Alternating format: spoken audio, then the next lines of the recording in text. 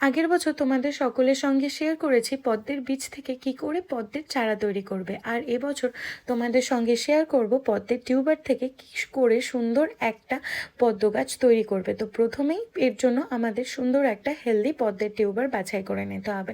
টিউবারটিকে আমি কিছুদিন জলে ভিজিয়ে রেখেছিলাম যাতে এর থেকে কিছু শিকড় বের হয়ে যায়। তো এরই মধ্যে কাক কী করেছে, টিউবারটাকে খুঁটে খুঁটে খেয়েছে। তো সেই জায়গায় আমি সাফ ফাঙ্গিসাইডের প্রলেপ লাগিয়ে কিছুক্ষণ আমি কিন্তু শুকোতে দিয়েছি। এরপরে আমি 10-15 দিনের মতো মাটিটাকে তৈরি করে রেখে দিয়েছিলাম। এরপরে আমি টিউবারটাকে একদম গামলার কিনারা বরাবর কিন্তু বসিয়ে দিলাম। তো টিউবারের সমস্ত যে পচে যাওয়া পাতাগুলো ছিল সেগুলোকে কিন্তু আমি হাত দিয়ে কেটে ফেলে দিয়েছি। আর দেখবে ওপরের যে সবুজ পাতাগুলো ছিল সেগুলোকে ওপরে ভাসিয়ে রেখেছি।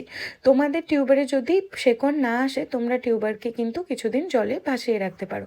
এরপরে টিউবার প্রতিস্থাপন হলে তোমরা অবশ্যই এরকম হাতের সাহায্যে হাতের ওপরে পাইপটাকে রেখে সম্পূর্ণ গামলাটায় জল ভরে দেবে এবং জলটাকে ওভারফ্লো করবে। তাহলেই কিন্তু রেডি আমাদের পদ্মের গামলা। এরপরের ভিডিওতে আসছে কি করে পদ্মের মাটি তৈরি করলাম সেই নিয়ে ছোট্ট একটা ভিডিওটা তোমাদের কেমন লাগলো জানিও।